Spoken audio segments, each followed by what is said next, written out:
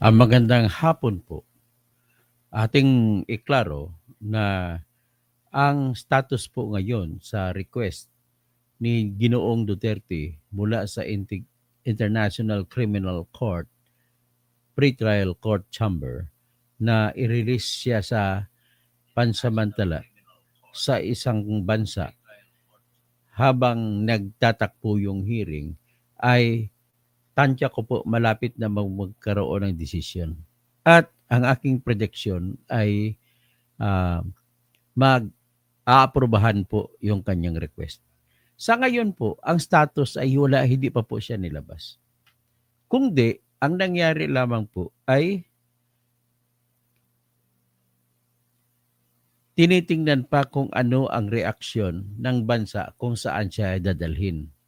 At kukunin din ang reaksyon ng the Netherlands. Siyempre, bago siya pupunta doon sa bansang iyon, na kung saan siya ay titira habang ang kaso ay papatuloy na umiinog, ay kukunin din ang comment ng the Netherlands. At syempre, tuwing po may hearing, babalik si Digong at sa Netherlands siya sasampa. At kailangan, ang Netherlands government ay kailangan magbigay ng kanilang comment kung ano ang gusto nilang mangyari. Payag ba sila na ilalabas si Digong, dadaan doon sa kanila, titira ng pansamantala bago umalis papunta sa bansa na kung saan siya ay tinatanggap na titira habang ang paglilitis ng kaso ito ay nagtutuloy. Hindi kaya para kunin din ang sang kaisipan ng the Netherlands, Kingdom of the Netherlands, kung sakasakali umalis naman si Digong mula dun sa host country, sa bansa na tatanggap sa kanya, papunta naman sa the Netherlands para makadalo ng hearing. Yan po ang sitwasyon. So ngayon, yan po ang latest na order at ipakita ko sa inyo yung order na sinasabi ng International Criminal Court Trial Court Pretrial Chamber na humihingi din ang comment kung ano masasabi ng Philippine government. Na pero nakasabi na parang okay na sa Philippine government at sinight pa ni Attorney Kaufman yung salita ni Attorney Claire Castro kung saan ay babasahin natin mamaya. Kung saan parang payag po si Bongbong Marcos na kung saan mandadalhin si Digong ay hindi sila kukontra. So yan po ang ating tatalakayin. Ito po yung una. Ang ipapakita natin ay yung unang report. Itong unang report natin ay yung utos po order ng pretrial chamber. Ang judges po rito ay si Judge Jolia Antuanella Mutok. Siya yung presiding judge. Tapos si Judge Rene Adelaide Sophie Alapini Ganso. Tapos si Judge Maria del Socorro Flores Liera. So ang title, ang titulo ng dokumentong ito ng utos ay Public Redacted Version of Order Inviting Observations pursuant to Rule 119, Paragraph 3 of the Rules of Procedure and Evidence and Regulation 51 of the Regulations of the Court. 18 June 2025, ICC 01/01/25-01-155-conf. Okay, kung ano man ibig sabihin ng conf, hindi natin alam. Anyway, punta tayo dito. Sabi ng pretrial chamber, the pretrial chamber of the International Criminal Court issues this order inviting observations pursuant to Rule 119, Paragraph 3 of the Rules of Procedure and Evidence and Regulation 51 of the Regulations of the Court. On 12 March 2025, pursuant to a warrant of arrest issued by the Chamber on 7 March 2025, Rodrigo Roa Duterte was surrendered to the court.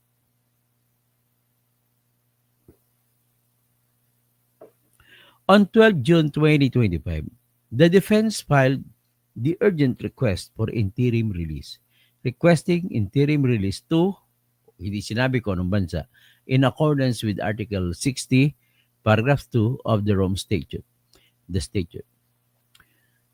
Number 3, on 16 June 2025, the defense filed the defense request for observation from the host state, in requesting the chamber to seek observations from the host state, not just on transit through its territory, but also on the possibility of accommodating Mr. Duterte on its territory for the partial or potentially the full term of his interim release, if so ordered. Sorry. Without prejudice to Mr. Duterte's principal request, which is interim release to tinago na yan, redacted. Hindi sinabi kung saan siya hindi i-release. The chamber notes that Rule 11.9, Paragraph 3 of the rules provides that before imposing or amending any conditions restricting liberty, the pretrial chamber shall seek the views of the prosecutor, the person concerned, any relevant state, and victims that have communicated with the court in the case and whom the chamber considers could be at risk as a result of a release or conditions imposed.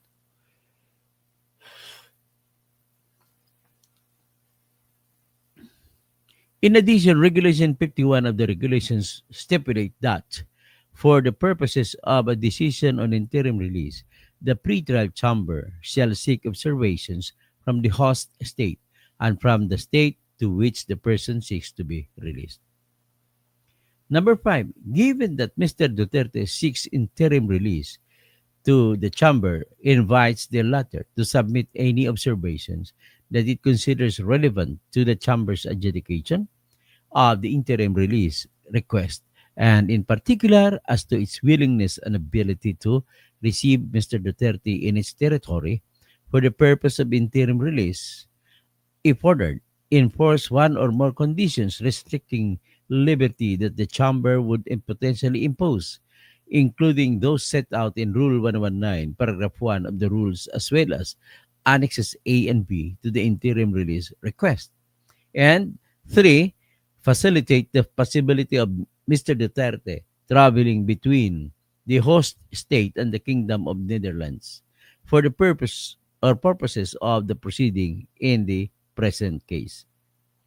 Furthermore, noting that on 25 May 2025, the defense also sent a request for cooperation to the competent authorities of the host state, requesting their advance agreement to receive Mr. Duterte into the Netherlands for the term of any interim release ordered by the pretrial chamber.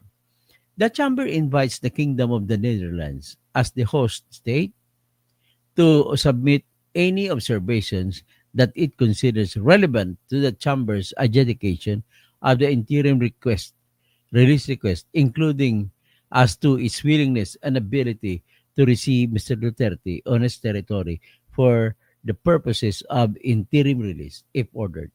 Enforce one or more conditions restricting liberty that the chamber would potentially impose, including those set out in Rule 119, Paragraph 1 of the rules, as well as in Annexes A and B to the interim release request. And number 3, facilitate the possibility of Mr. Duterte traveling between the host state and the Kingdom of the Netherlands, as well as the possibility of Duterte temporarily residing in the Kingdom of the Netherlands for the purposes of proceeding in the present case.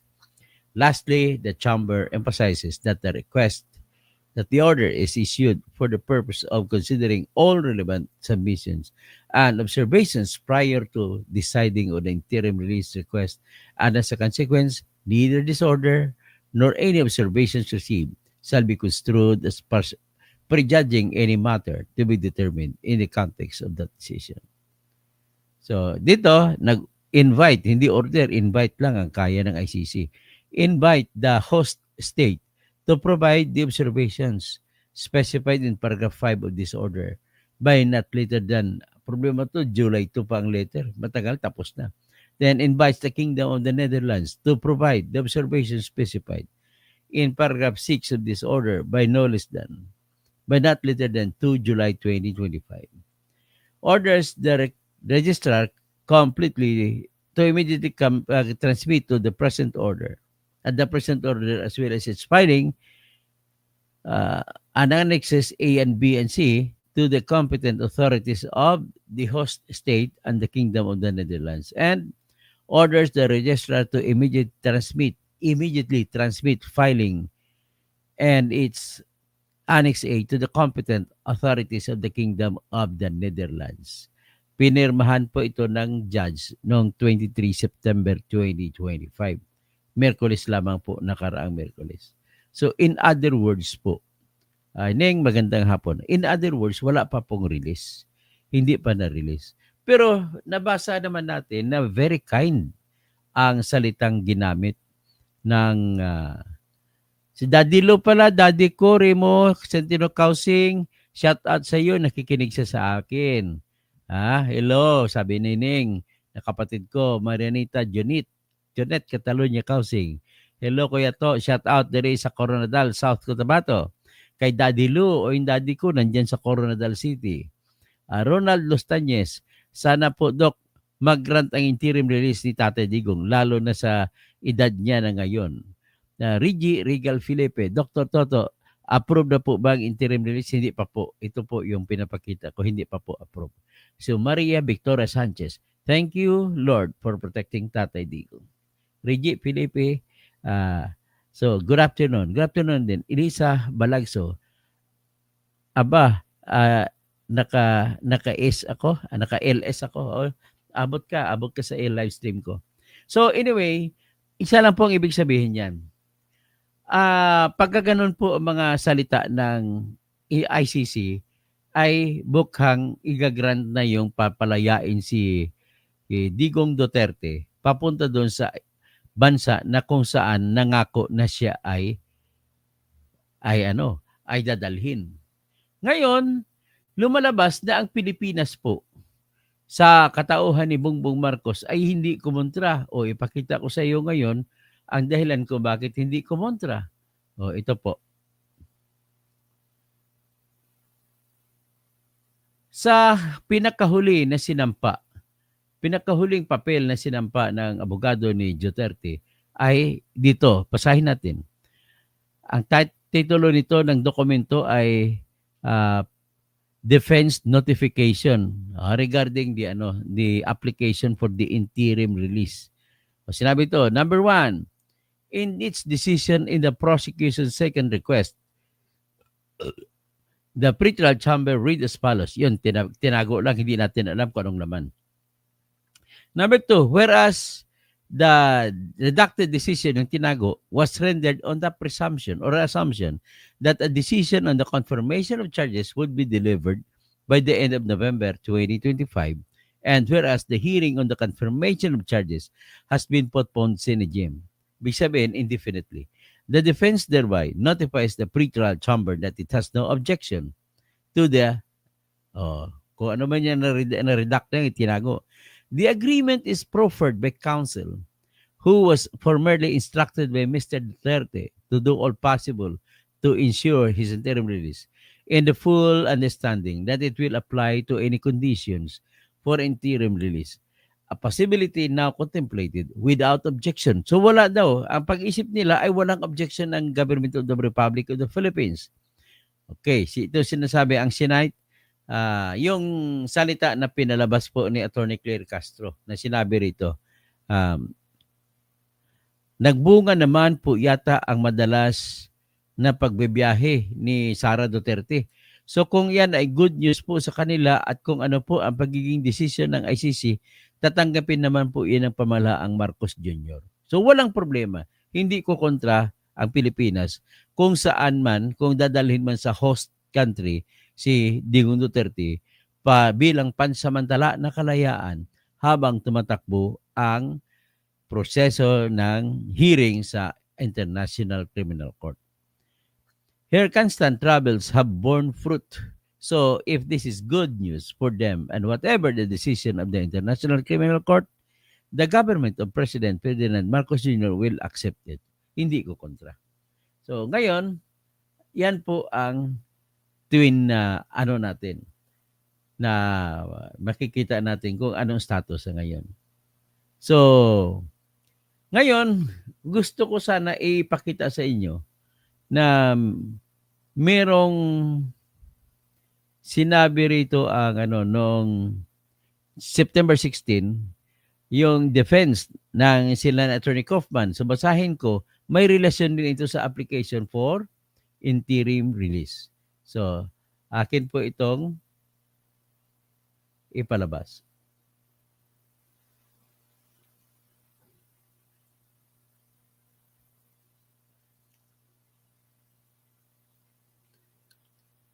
Nako, hindi yan.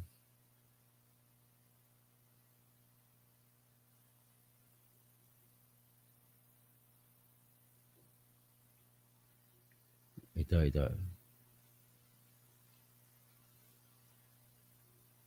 Ito.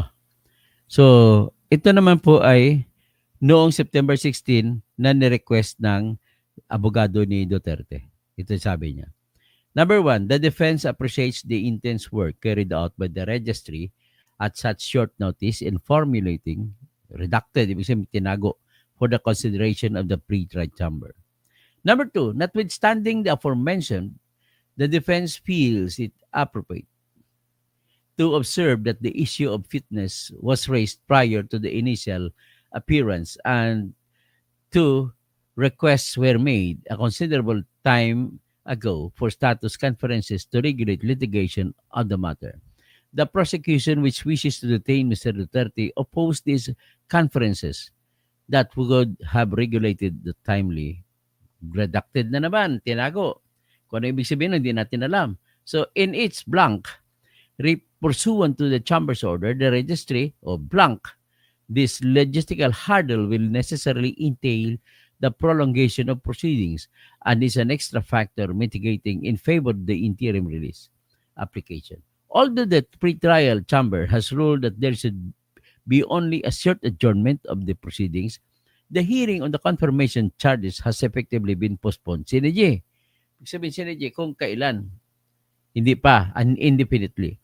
Considering the aforementioned, the defense wishes to proffer a further condition in respect of interim release, namely the provision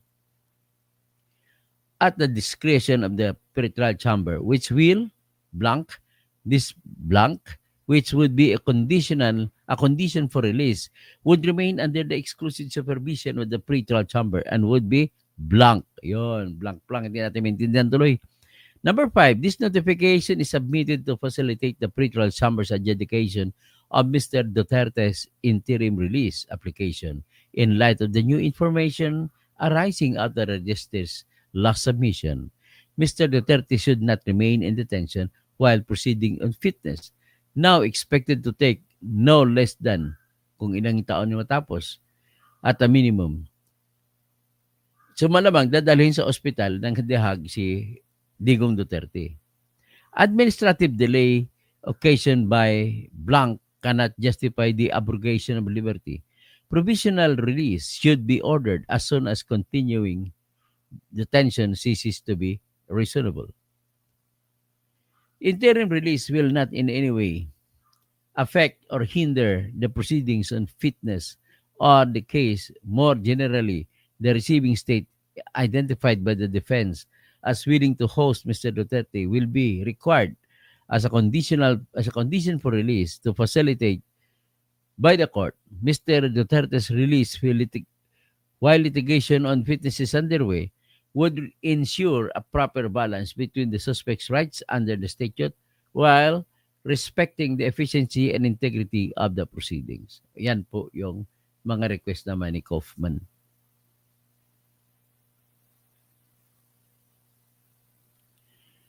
So,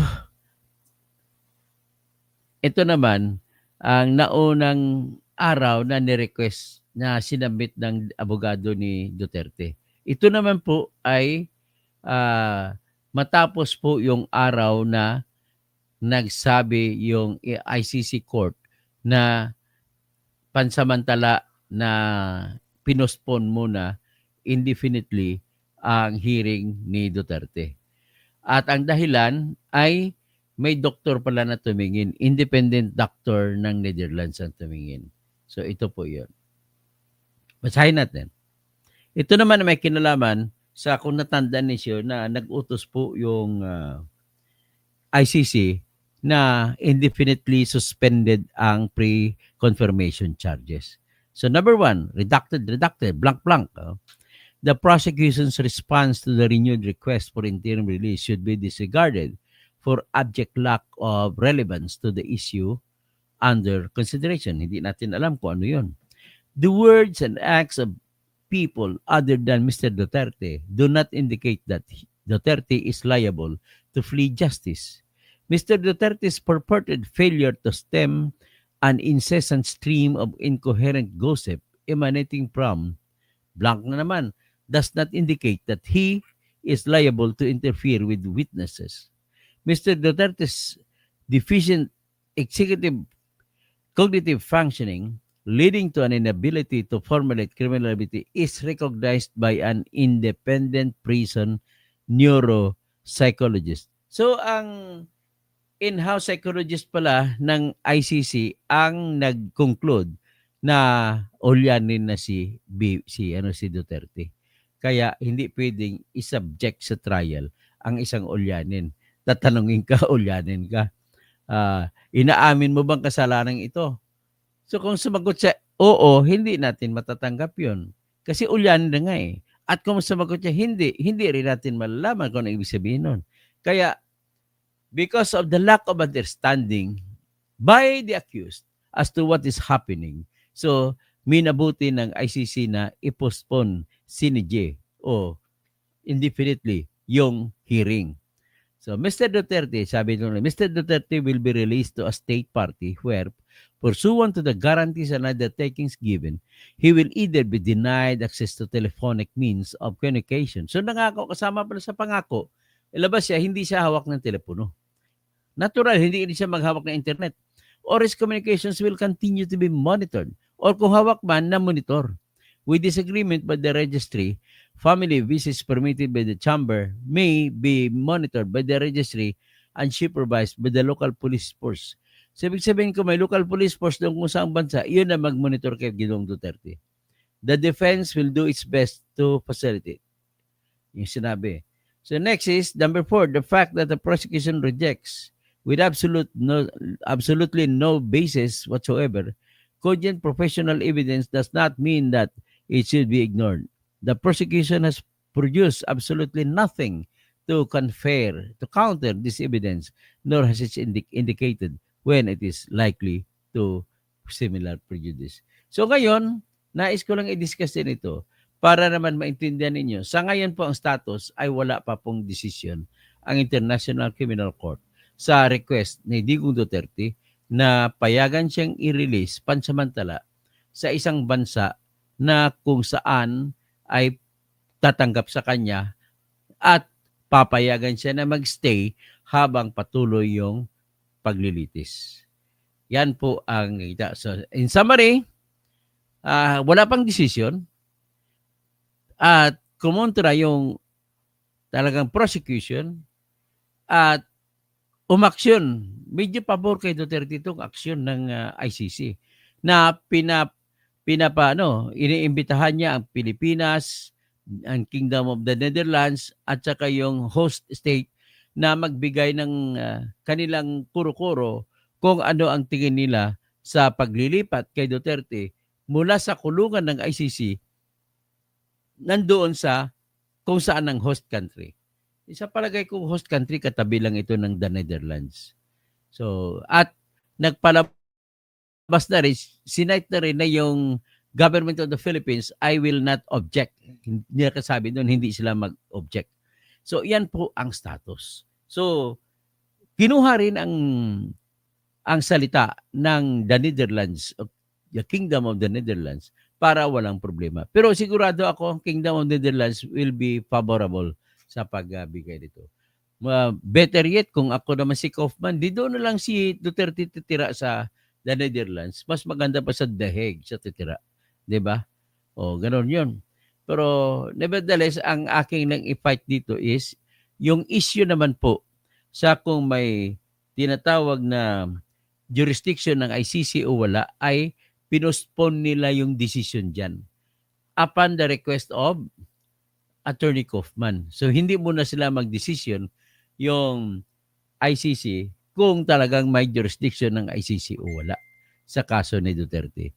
Ito po ang aking contention, which is also the contention of the defense of Duterte and all the experts in ICC law or the Rome Statute.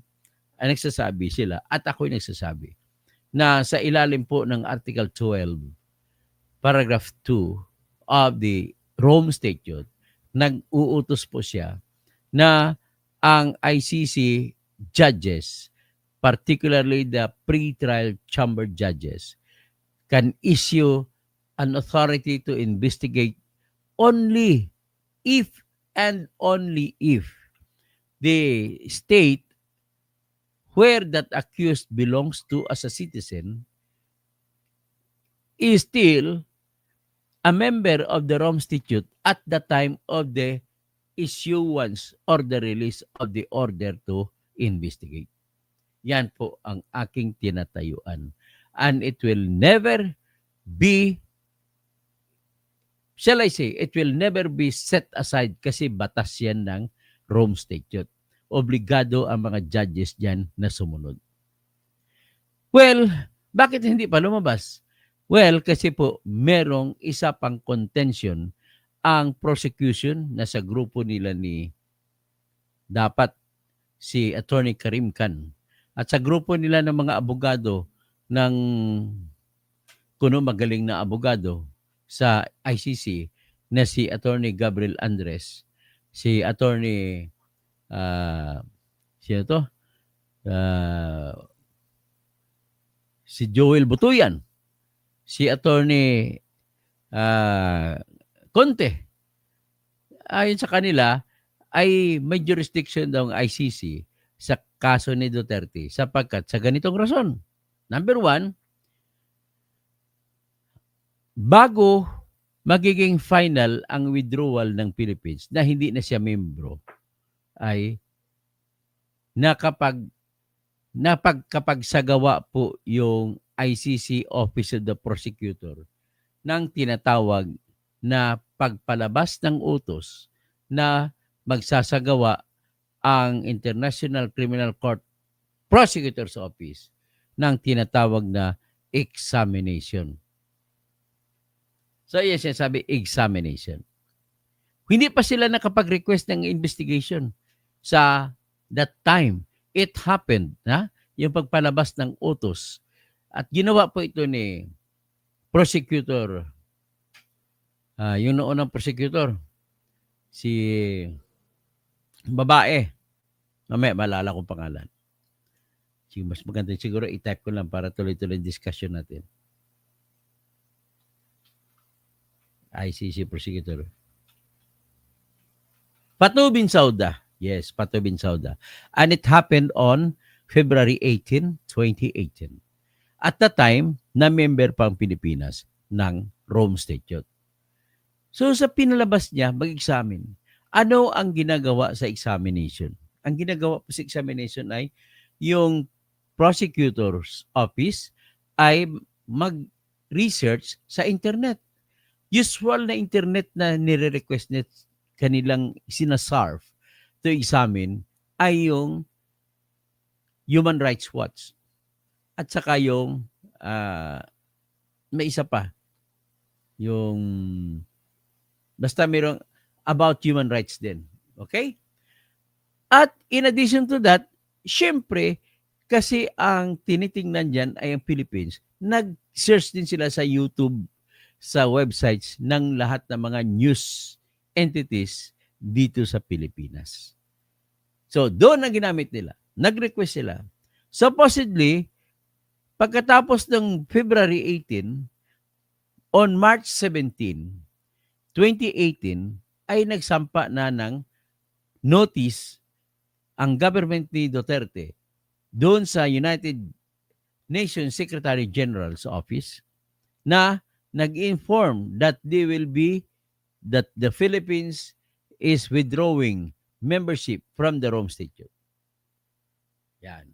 So ngayon, under Article 127 of the Rome Statute, it states na ang lahat ng mga bansa ay pwede mag-withdraw mula sa Rome Statute kung ganito dapat sundin ang kondisyones. Number one condition ay pwedeng maging epektibo ang pag-withdraw 1 year from the date of the application for withdrawal.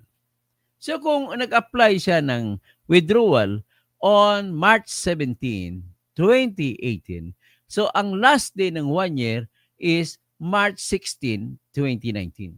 Sa makatwid, sa March 17, 2019 ay hindi na member ang Pilipinas. Kasunod na kondisyon. Next condition is, kung may obligasyon na babayaran ang Pilipinas sa membership o sa iba pang gastos, ay dapat nitong bayaran. O yan ang pangalawang kondisyon. Para kung hindi mabayaran, ibig sabihin, kung may utang man, ibig sabihin, hindi maging epektibo ang pag-withdraw. So, pangatlong kondisyon na kailangan kung may kooperasyon na ginawa sa gitna ng Pilipinas at ng ICC ay hindi namamatay kahit nag-withdraw pa ang Pilipinas. Hindi yun namamatay yung kanilang pakipagtulungan. Kung anong obligasyon ang makukuha sa pagtutulungan nila, obligasyon ng ICC at obligasyon ng Pilipinas ay magpapatuloy kahit na withdraw na final. Next, kung may any matter, kailangan yung obligasyon ay nagawa pala noong panahon na member pa ang Pilipinas ng ICC. Pang-apat na kondisyon ay kung may any matter under consideration by the court na nagawa yung consideration sa panahon na kasapi pa ang Pilipinas ng ICC, hindi rin po mawawala yun. O, having said that siguro may memorize nyo. So, ang argumento ngayon na mga kalaban ni Duterte ay ganito. Yung preliminary examination ay nagawa noong February 18, 2018 na kasapi pa ang Pilipinas sa ICC. No question. That is a statement of fact and that is true. Now, the question is, ang tanong, unilateral po yung action ng tinatawag na preliminary examination. That's number one, no? Unilateral. At ang pwede lamang mag-utos niyan ay yung prosecutor ng ICC. Walang kinalaman dyan ang korte ng ICC. So, kung gagawin man ng ICC prosecutor, walang pakialam ang courts ng ICC. Tatlong klase ang courts ng ICC. Pre-trial courts, trial courts, tsaka appeal courts. So, walang pakialam yung ICC judges dyan. Bagkus, sa Article 5 nito, nagsasabi, independent of each other, yung 5 organs, ay yung 4 organs ng ICC. Ano ba yung 4 organs? Office of the President ng ICC. At ang President na yan ay hinahalal mula sa mga judges. Next is Office of the Judges. That is number 2. Next is Office of the Prosecutor. And that's number 3. Ang panghuli na organ ay Office of the Registry. Ang registry po, kung sa Pilipinas, yan po yung Office of the Clerk of Court na nag-handle ng mga administrative matters. So, nakasaad yan sa Article 5 na ang aksyon ng isa ay hindi niya pwede tataliin ang ibang mga ahensya or branches or organs. Ang aksyon ng International Criminal Court prosecutor cannot bind the actions, cannot bind the office of the courts. Therefore, may tanong ngayon, yung preliminary examination ba na gawa-gawa lamang ng prosecutor? pwede bang makonsidera yan na action by the court para magkaroon pa rin ng jurisdiction ang ICC sa kaso ni Duterte? Yan po yung tanong. That is the very soul heart of the argument of the prosecutor. Kung ako naman tanungin nyo, hindi po yan makonsidera na any act or matter as being considered by the court. Kasi pag nagsalita ka ng salitang court, it does not include the prosecutor. Court refers only to strictly to the judges.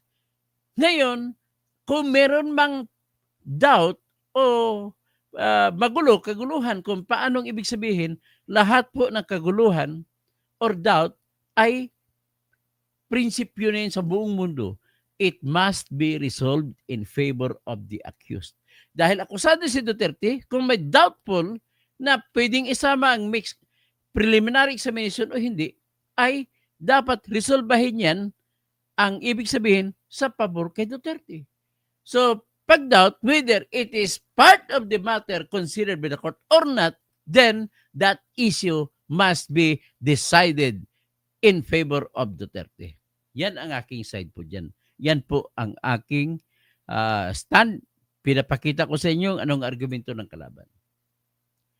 And the fact remains, dadugtungan ko, hindi nag-a-apply ang Article 1 to 7 dito ng Rome Statute sapagkat hindi naman ito matter under consideration by the court.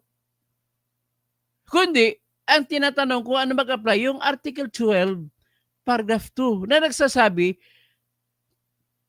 pwede lamang magbigay ng kapangyarihan or authority ang International Criminal Court Pretrial Chamber Judges na mag-investigate sa kahit anumang kaso kung sa oras na pagbigay ng authority ay kasapi pa ng ICC ang bansa kung saan citizen ang inaakusahan. At the fact remains, tanong ko na lang para maklaro kayo. Kailan ba nag-apply ang Office of the Prosecutor ng authority para mag-imbestiga sa kaso ni Duterte at ng iba pang tao sa ilalim sa Pilipinas? Nag-apply po sila noong May 24, 2021. Kailan naging final ang membership, ang withdrawal? Kasi sinampa ito noong March 17, 2018. So naging final ito by March 17, 2019, hindi nakasapi ang Pilipinas ng ICC. So with that, yung May 24, 2021 ay 2 years na ang lumampas na hindi tayo member.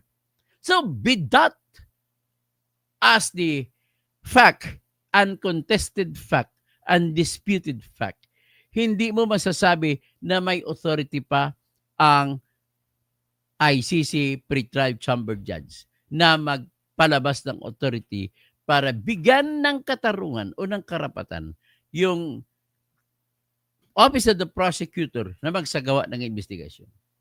Next, pero inaprubahan naman ng ICC. Bakit nila inaprubahan ng ICC Pretrial Chamber? Inaprubahan po nila ito noong September 15, 2021. So bakit inaprubahan? Nung binasa ko ang katwiran ng ICC, kailangan muna makita nila ang lahat ng mga detalye bago sila magdesisyon kung may jurisdiction or authority pa rin ng ICC sa kaso ni Duterte o wala na. And besides, nakalagay naman yan po sa Article 15, Paragraph 4, na pwedeng magdesisyon ang ICC Pretrial Chamber Judges na bibigay ng authority to investigate subject to the condition, hindi nawawala, subject to the condition na may karapatan ng akusado na magki-question kung may authority pa rin ang ICC o wala. So, ngayon, with that, nakita ko na, siguro you can judge me as a very fair and reasonable man. Pinipresenta ko ang side ng argumento ng mga prosecutor. Pinipresenta ko ang side ng argumento ko. My argument is also the same arguments being raised by the attorney or attorneys of Duterte And it is also the same arguments being raised by the international group of pro bono lawyers na walang kinalaman sa kaso. Okay? So, over and above, sa tingin ko baka na meron na kayo, na paliwanagan na kayo kung anong decision. And for the Duterte favorites, ang kailangan lamang ninyo ay magdasal na ang magdesisyon na ang ICC. Kasi more than almost 100% sure ako na kung magdesisyon ng ICC, pabor po kay Duterte. Yan po ang nakikita ko dyan. But then, it has yet to remain to happen. So, next is, the question is, ang problema naman nito, mukhang natakot si Attorney Kaufman na abogado ni Duterte. Bakit siya natakot? Ang sinasabi, baka didesisyon papabor sa kalaban. Kung ako noon, kung ako abogado ni Duterte, isugal ko na yon, diretso na yon. Total, yung firm arguments ko under the law is very, very strong ang foundation. Solid rock po ako patanungin mo. So nevertheless, nag-request sila na defer mo na. Defer sineje kung kailan magdesisyon. Hingin na lang daw nila ulit. Pero ang palagay ko, sino ba nakapag-benefit nito?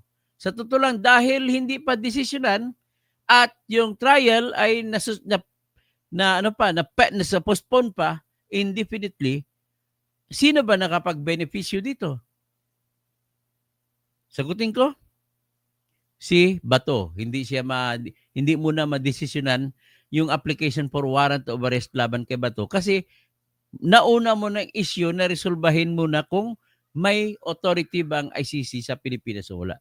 Na yung issue na yan ay binring up ni Duterte.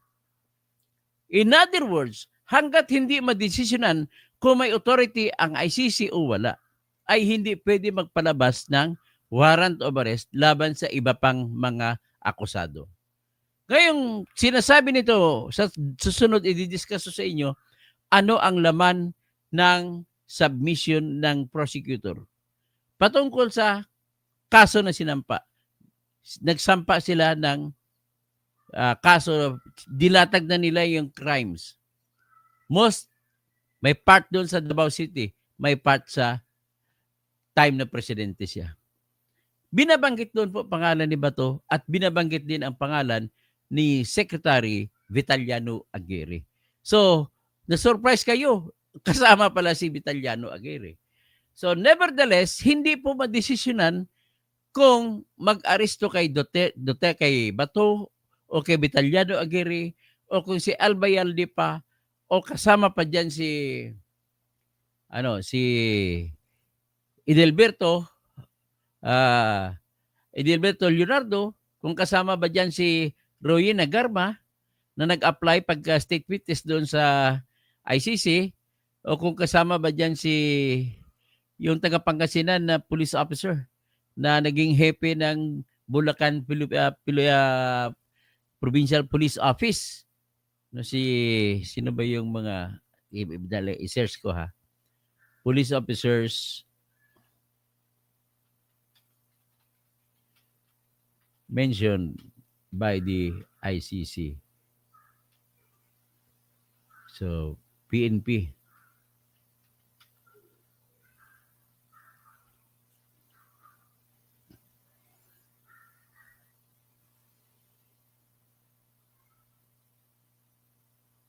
Ba't di nakalagay dito?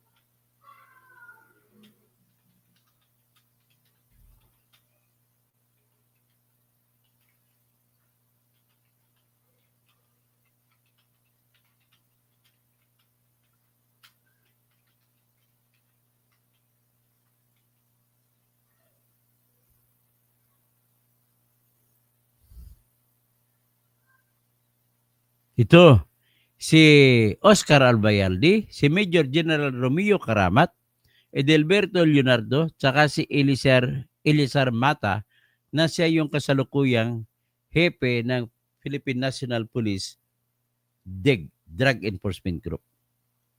Okay? Si Albayalde, si Karamat, si Leonardo, si Bato, maswerte ito si Budi Bolsina, si di nasama. So anyway, yan po. At least naintindihan na ninyo lahat ang totoong issue dito. So, mag-shoutout na lang po ako.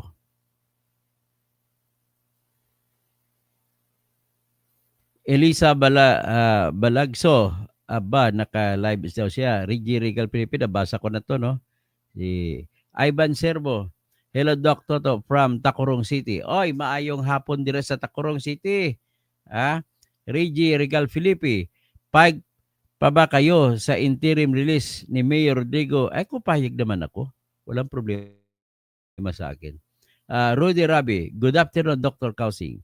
Tapos si Elisa Balagso, grabe pahirap ginawa ng pamilya Duterte, manahimik sa Davao, nagulo sila, doon naglilingkod talaga ang hustos tatay Digong. Tapos Charito, wag magtiwala sa Marcos admin. Marami na sila na nabudol. Recently nabudol victim Mayor Magalong at madala na tayo. They have their circus and propaganda of sabwatan. Kaya dapat sa 2028, huwag kayo magboto ng lahat ng mga inindorso ni BBM. Sigurado ako, yayariin naman kayo niyan. Lalo na kay Kitambaluslos si Romualdez, tsaka si Elizalde ko. Rodi Rabi, God bless you, Dr. Kausing. Mr. Romualdez Tambi, PM, wow, Sir Toto, silip lang, long time no see. Ay, salamat po, nagsasilip mo. So, Rodi Rabi, stay safe. Tapos si Rodi Rabi uli, dapat release na si President Duterte, may sakit at mahina na for humanitarian reason. Sa Cesar Hogar, maayong hapon sa inyo dira sa Pulumulok. Madamo, gid nga salamat sa imo nga pagtan-aw pirmi. Kim Bawilan, Doc, nahimatay daw si, ganun ba? Hindi ko alam kung nahimatay. Naabutan daw na walang malay sa kwarto niya, ganun ba? I will check it. Check natin.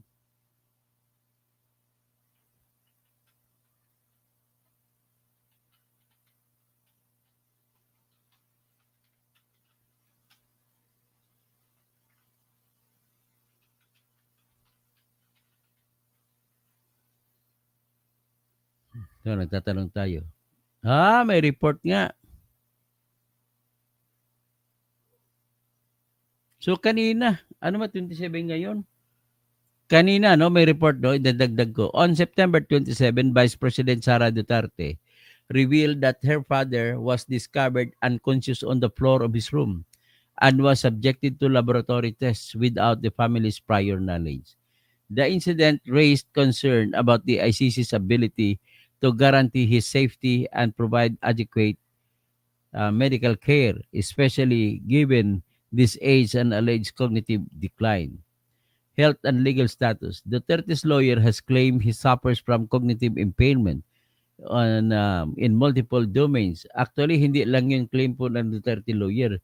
Independent na doctor ng ICC ang nagsabi po na may problema sa cognitive health niya. Ibig sabihin malimutin. At this initial hearing, Duterte appeared dazed and frail, barely speaking, and participated via video link. Duterte is currently detained at Sibenengen prison and faces three counts of crimes against humanity for his role in the drug war, including alleged involvement in at least 76 murders. So, yan ang kaso laban sa kanya. Tatalakayin natin ang kaso laban sa kanya. Okay? So, yan ang latest, no, na natagpuan daw siya na unconscious. So, tapos Kim Bawilan, kababalita lang na nabasa ko na, binabalita ko na sa inyo ngayon. So, Fernando Rafael Cuervo, good afternoon, kababayan.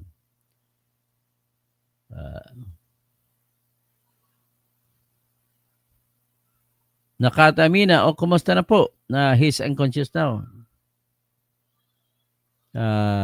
Elisa Balagso, Vicente Barnedo Jr., Engineer Toto, keep safe and healthy.